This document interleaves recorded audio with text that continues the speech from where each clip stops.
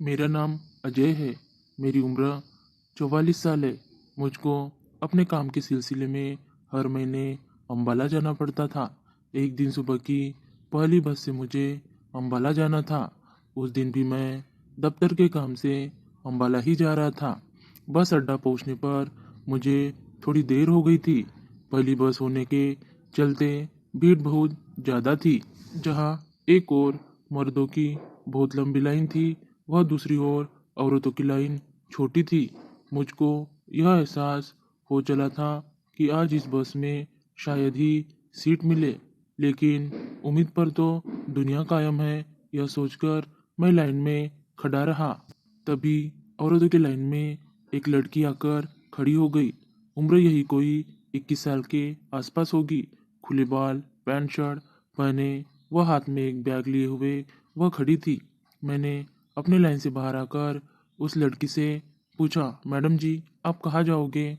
उस लड़की ने मेरी तरफ गौर से देखा, फिर कुछ सोचकर बोली, अम्बाला। मैंने कहा, मैं भी अम्बाला ही जा रहा हूँ।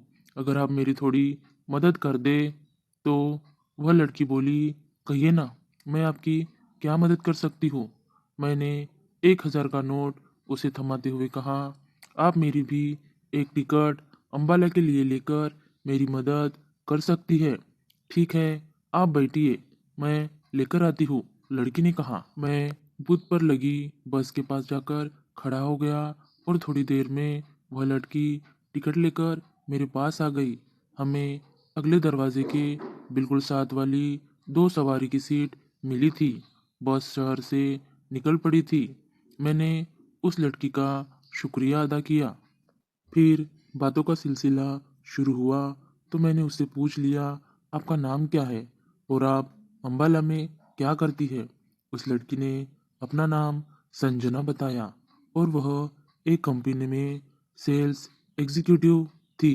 काम के सिलसिले में वह यहाँ आई थी। काम खत्म करके वह वापस लौट रही थी। मैंने भी उसे बताया कि मैं यहाँ लोकल दफ्तर में काम करता हूँ और कंपनी के काम से हर महीने मेरा अम्बाला आना जाना लगा रहता है।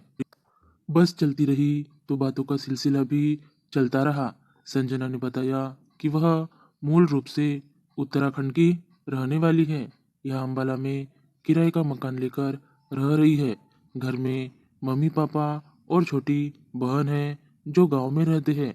बड़ा भाई दिल्ली में एक प्राइवेट कंपनी में काम करता है। मैंने बताया कि मैं भी किराए का मकान लेकर ही रह रहा हूँ। बीबी बच्चे सब गांव में हैं।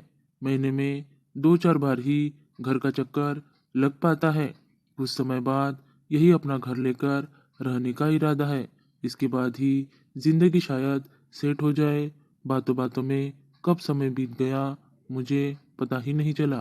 फिर एक जगह बस 15 मिनट के लिए रुकी थी। मैं नीचे उतरकर चाय और समोसे ले आया। जब तक चाय पी तब तक बस चलने को तैयार हो गई। बातों का सिलसिला फिर से शुरू हो गया था। हम दोनों ने घर परिवार व दफ्तर तक की तमाम बातें कर ली। एक दूसरे के मोबाइल नंबर भी दे दिए। हालांकि मेरी उम्र उस लड़की की उम्र से तकरीबन दोगुनी रही होंगी, फिर भी उसे मुझे अपना दोस्त मान लिया था और मुझे घर चलने को कहा था। मैंने उसे बताया कि इस बार तो घर नहीं चल पाऊंगा क्योंकि एक ज़रूरी काम है।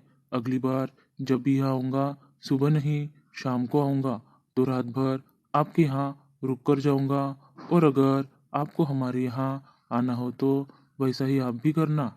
इस वादे के साथ हम दोनों जुदा हुए। मैंने सुबह सुबह अम्बाला दफ्तर पहुंचकर सारे काम निपटा लिए और वापस बस में बैठकर घर की तरफ रवाना हुआ।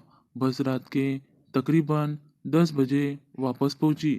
बस अड्डे पर उतरकर मैं अपने मकान में पहुंचा ही था कि फ़ोन की घंटी बजी। देखा तो संजना का ही फ़ोन था। उठाया तो संजना ने पूछा, घर पहुंच गए ठीक ठाक?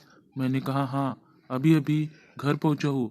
संजना ने कहा, चलो ठीक है, नहाओ धो खाओ पियो, थक गए होंगे, और फ़ोन काट दिया।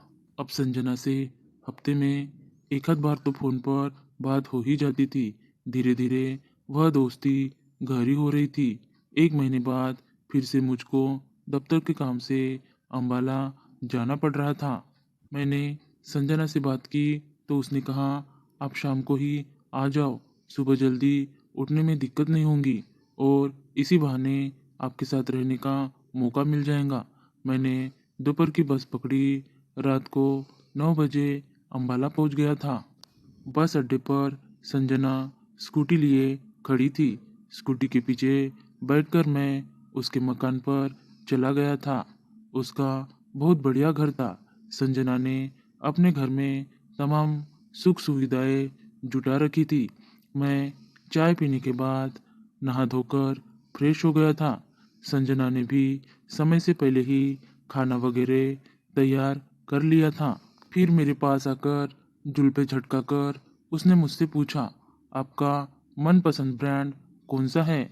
मैं कुछ अचकचा गया। फिर थोड़ी देर में मैं बोला, जो आप पिला दे। संजना ने विदेशी ब्रांड की बोतल ली और पैक बनाने शुरू कर दिए। दो दो पैक लगाने के बाद रात में उसने मुझे खाना खिलाया, फिर मुझसे लिपट गई। मैं हैरान था कि वह चाहती क्या है। फिर मैंने भी उसको अपनी बाहों में ले लिया और उसके साथ पति पत्नी की तरह प्यार करके मैं उसके बिस्तर में ही सो गया। मैं सुबह उठा तो खुद को बहुत हल्का महसूस कर रहा था। संजना भी आज जल्दी उठ गई थी, उसे भी दफ्तर जाना था। हम दोनों ने तैयार होकर नाश्ता किया और अपने अपने काम पर निकल गए। बस इसी तरह से जिंदगी चलने लगी। संजना जब भी मेरे पास आती तो मैं उसे होटल में रख लेता। जब भी छुट्टियां होती तो हम लोग घूमने निकल जाते थे। एक रात जब मैं संजना के घर पर सोने की तैयारी कर रहा था तो मेरे मन में एक सवाल उठा कि संजना जवान है, खूबसूरत है, अच्छा कमाती है।